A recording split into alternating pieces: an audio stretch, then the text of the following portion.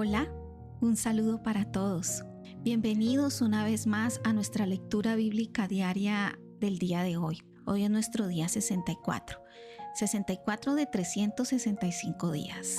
Y continuamos con Números capítulo 7. Ofrendas para la consagración del santuario.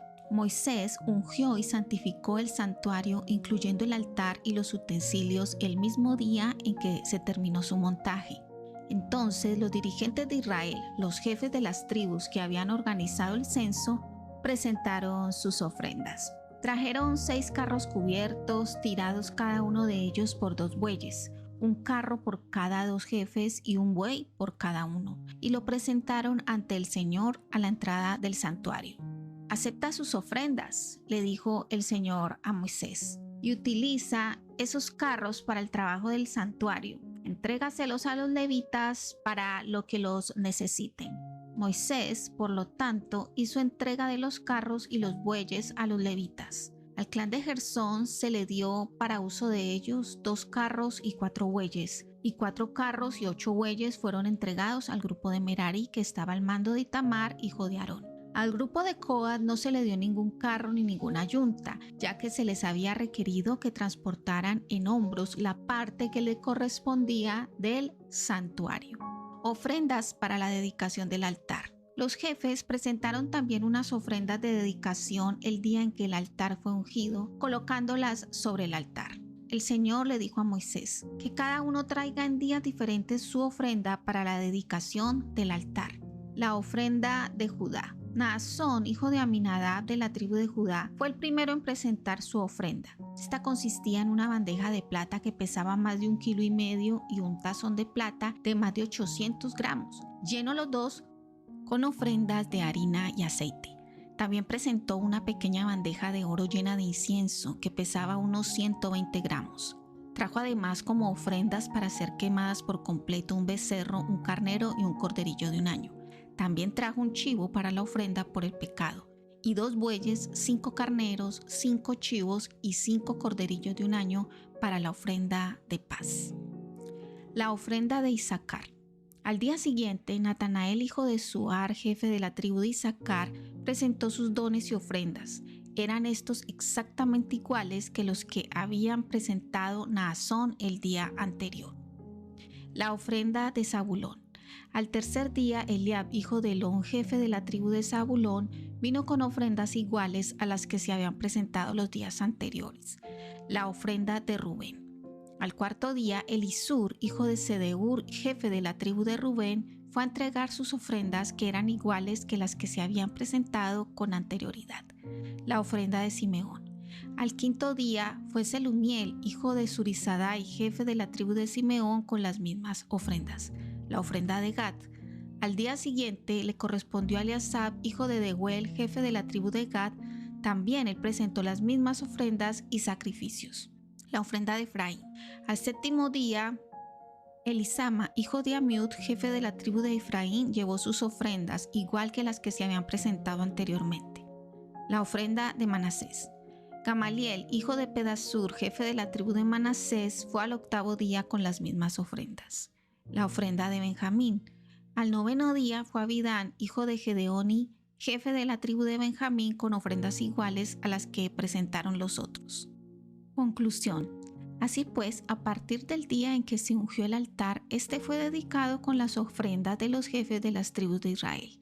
Las ofrendas sumadas fueron 12 bandejas de plata de más de 1,5 kilos cada una, 12 tazones de plata de más de 800 gramos cada uno, de modo que el peso total de la plata era casi 29 kilos.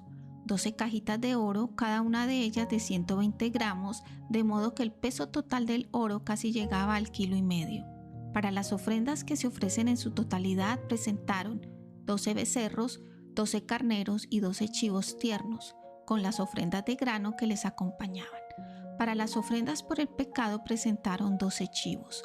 Para las ofrendas de paz presentaron 24 novillos, 60 carneros, 60 chivos, 60 corderos de 1 año.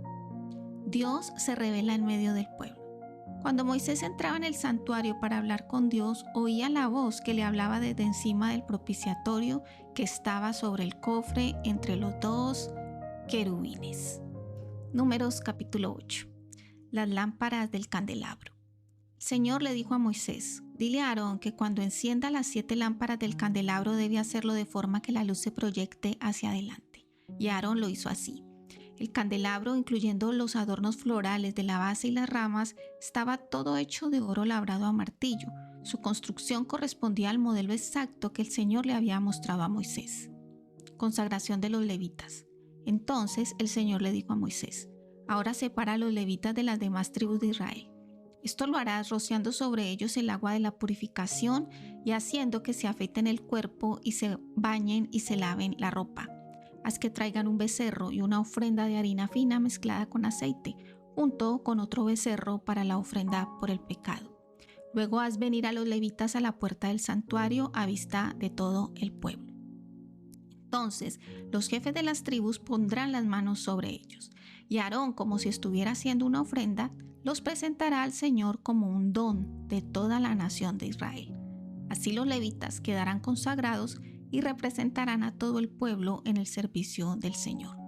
A continuación, los jefes levitas pondrán las manos sobre las cabezas de los becerros y los ofrecerán al Señor, uno para la ofrenda por el pecado y el otro para ser quemada en su totalidad, para perdonar las faltas y pecados de los levitas. Los levitas serán presentados a Aarón y sus hijos, de la misma forma en que cualquier otra ofrenda al Señor es presentada a los sacerdotes. De esta forma dedicarás a los levitas de entre el resto del pueblo de Israel, y los levitas serán míos. Después de que los hayas santificado y presentado de esta forma, podrán entrar y salir del santuario en cumplimiento de sus deberes. Son míos de entre el pueblo de Israel. Yo los he aceptado en sustitución de todos los primogénitos de los israelitas. He tomado a los levitas como sustitutos, pues todos los primogénitos de los hijos de Israel son míos, tanto hombres como animales. Yo me los apropié la noche en que maté a todos los primogénitos de los egipcios. Sí, yo he aceptado a los levitas en lugar de los primogénitos de Israel, y les daré como presente a Aarón y sus hijos. Los levitas desempeñarán los deberes sagrados requeridos al pueblo de Israel en el santuario y ofrecerán los sacrificios del pueblo para obtener el perdón por él. Así no habrá plaga alguna en Israel como la habría si personas comunes entraran en el santuario. Moisés y Aarón y todo el pueblo de Israel dedicaron pues a los levitas, siguiendo cuidadosamente las instrucciones que el Señor le había dado a Moisés. Los levitas se purificaron y lavaron sus vestiduras, y Aarón los presentó al Señor haciendo un gesto de ofrenda. Luego hizo el rito del perdón sobre ellos para purificarlos. Después de esto, entraron en el santuario como ayudantes de Aarón y sus hijos. Todo se hizo como el Señor le había mandado a Moisés. El Señor le dijo también a Moisés: los levitas comenzarán a servir en el santuario a la edad de 25 años y se retirarán a los 50. Después de su retiro, pueden ayudar en el santuario en las tareas ligeras, pero no tendrán deberes regulares. Salmos capítulo 31, versos 1 al 5. Al director musical, Salmo de David. Señor, solo en ti confío.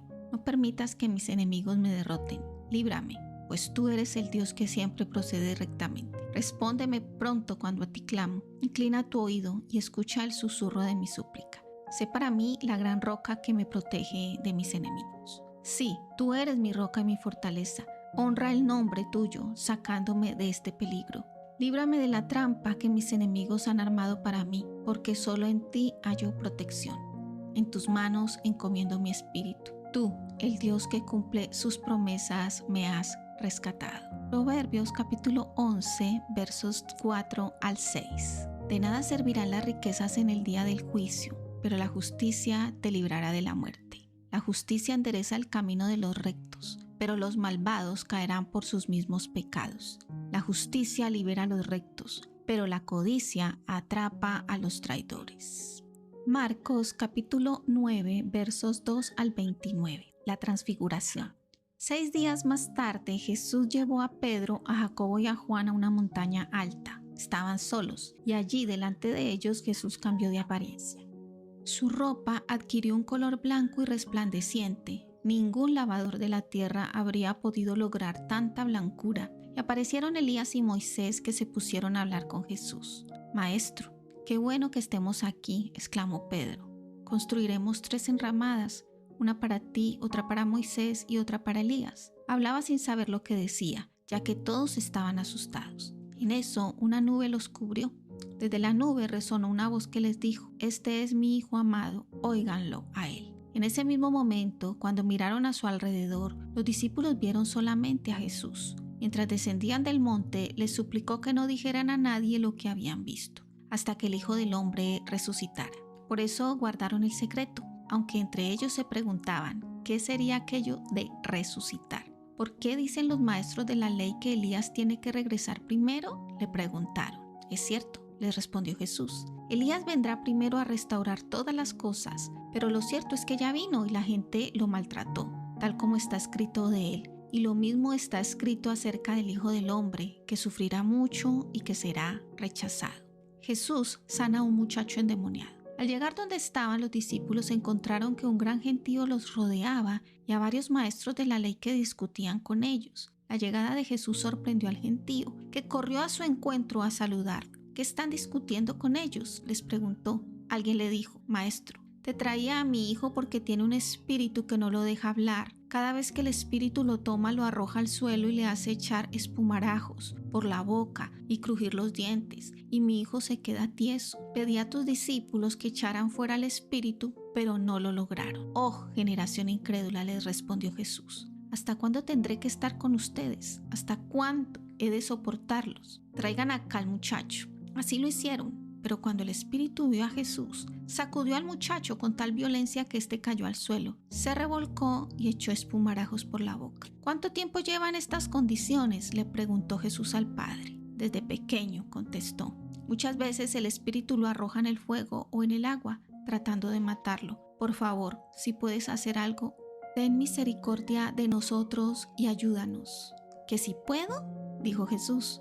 «Cualquier cosa es posible si crees». Al instante el padre exclamó: «Creo, pero ayúdame a no dudar». Cuando Jesús vio que el gentío se agolpaba, reprendió al espíritu impuro con estas palabras: «Espíritu mudo y sordo, te ordeno que salgas de este muchacho y que no entres más en él». El espíritu gritó, sacudió violentamente al muchacho y salió de él. El muchacho quedó inmóvil como si estuviera muerto. Por eso muchos decían: «Está muerto». Pero Jesús lo tomó de la mano y con su ayuda el muchacho se puso de pie. Cuando Jesús entró a la casa, los discípulos le preguntaron en privado: «¿Por qué no pudimos echar fuera aquel espíritu?». «Esta clase de espíritus no pueden salir sino por medio de oración», les respondió Jesús. Y hemos terminado esta hermosa lectura del día de hoy, día 64. Les espero mañana. Shalom para todos.